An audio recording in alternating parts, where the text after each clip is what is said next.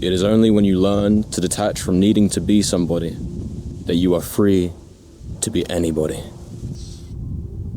From the ages of about 16 to 20, I had this insane belief that I was some kind of chosen one, that I had some special mission, and no matter what I do in life, I will just make it someday and become somebody, like I will be somebody one day.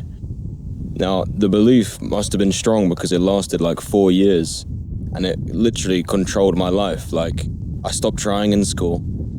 I didn't try in anything. I didn't put hard work into anything. I didn't work hard. I was pretty lazy because I thought that everything was just going to come to me. And it all collapsed one night when I drank so much alcohol in one night, and I was clearly numbing something on the inside because I wasn't stopping. And to cut a long story short, I threw up on the floor. I fell into it, started crying. I was literally purging into the floor and sleeping in it. It was awful.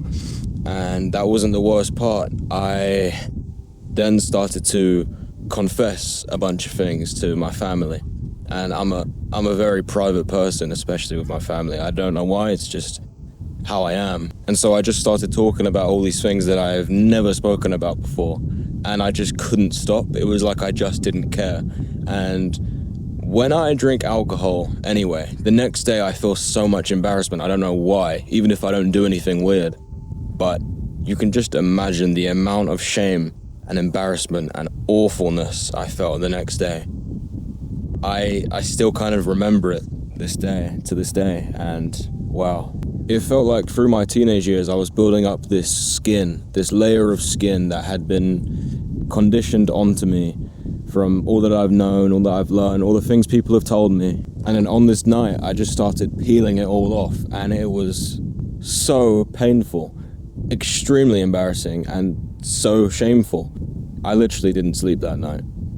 I think I sat on my sofa and I just started like putting montages together with my camcorder footage and with some music, and I just sat there thinking the whole night about it. I literally didn't sleep.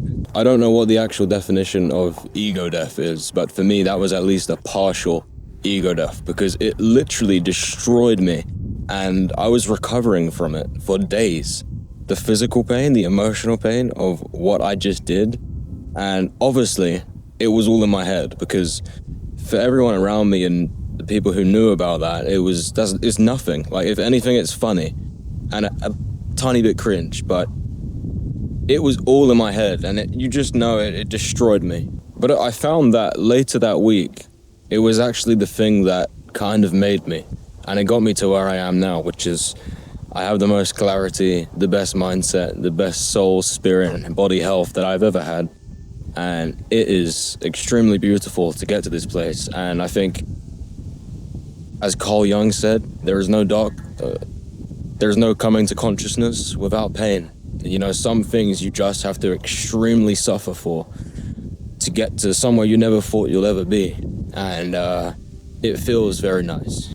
This belief that I had that I was chosen or, special, it could have really destroyed me, even more than what that was. Because if I actually got anything with that belief, if I got far in life with that belief, my ego would have gotten humongous and it would have just imploded and it would have looked way worse. So after about a week of recovering from that awful experience that I'll never forget, I really found it to be the thing that healed me.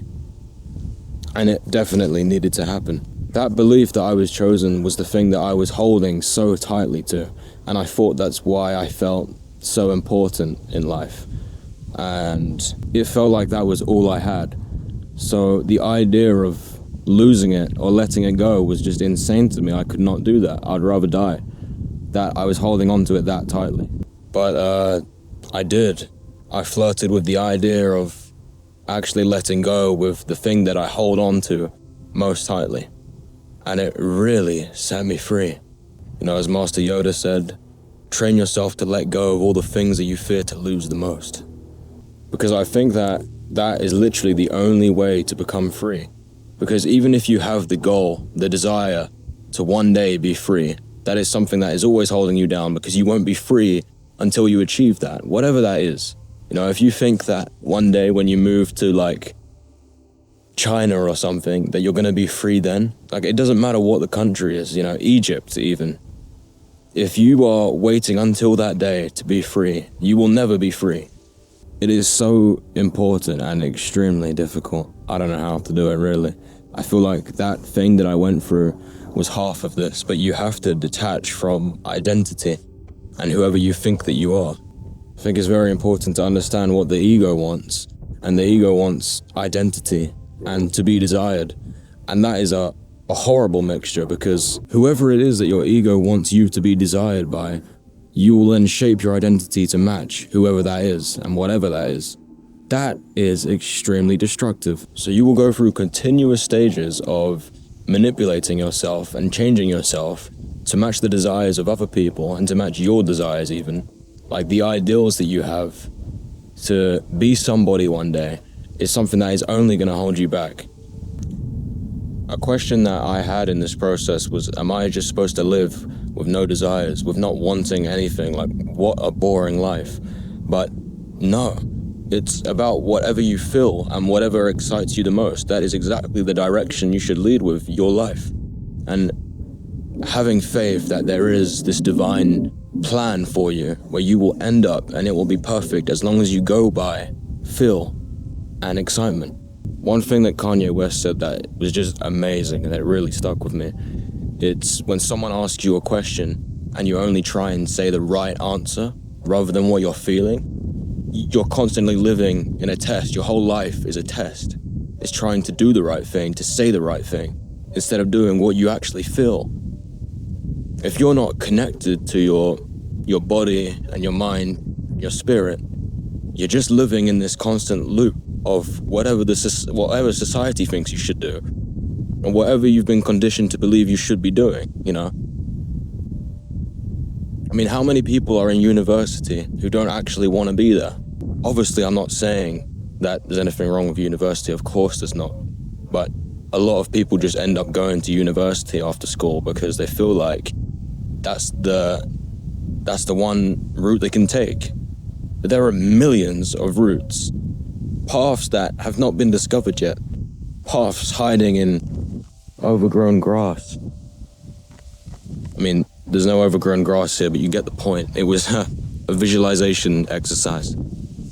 It is only when you learn to detach from needing to be somebody that you are free to be anybody. And when you detach from the need for your life to be amazing, it is only then that your life is amazing. So me, I am literally nobody. I'm just another person learning through life and sharing my experience on here. And yeah, trying to see the beauty in all of this.